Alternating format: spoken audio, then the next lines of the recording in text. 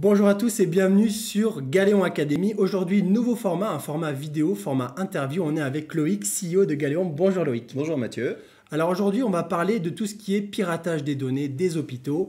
Comme vous l'avez vu, il y a quelques semaines, il y a eu un piratage de l'hôpital Le Sud Francilien en Île-de-France.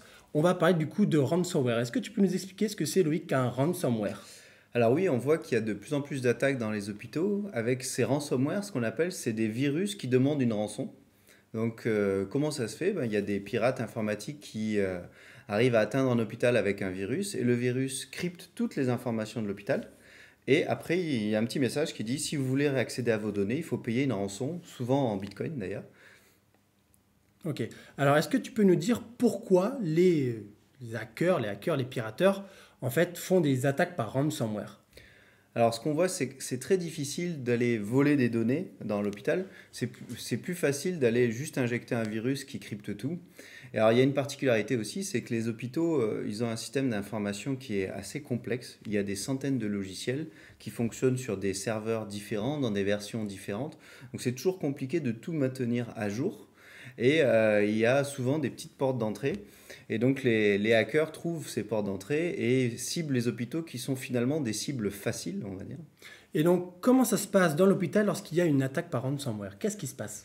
Alors c'est terrible, quand ça arrive dans un hôpital, ça paralyse l'entièreté de l'hôpital. C'est-à-dire que ça va du logiciel pour gérer les patients aux urgences, aux outils pour faire la stérilisation dans les blocs opératoires, aux dossiers des patients.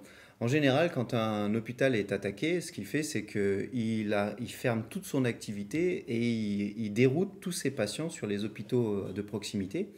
Et ça pendant plusieurs semaines, parce qu'en fait, ce qu'il faut faire, c'est pour qu'ils puissent repartir, il faut prendre tous les ordinateurs et tous les serveurs de l'hôpital, les supprimer entièrement et réinstaller tout un système neuf. Et si jamais il y a un seul ordinateur qui a été oublié dans un coin et qui se reconnecte au réseau, il peut réinfecter et ça repart pour un tour. Mais alors, avec la solution Galéon, comment on peut éviter ce type de problème, ce type de ransomware? Alors, ce qui est intéressant, c'est qu'avec Galéon, on est sur un autre type de technologie, on est sur une technologie de dernière génération. Ça ne veut pas dire qu'on n'est pas protégé sur certaines attaques. De toute façon, c'est quelque chose où on en est très conscient, hein.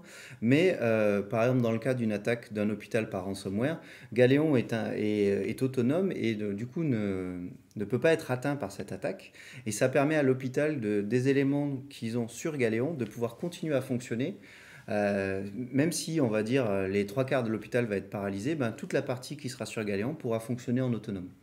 Je rappelle aussi qu'on a fait une étude IFOP avec IFOP. C'est un sondage qu'on a fait au niveau national auprès des Français justement sur la protection des données. On mettra toutes les informations en description. Merci beaucoup Loïc. Merci à toi Mathieu. On se retrouve sur une prochaine vidéo et sur un prochain sujet. Au revoir. Au revoir.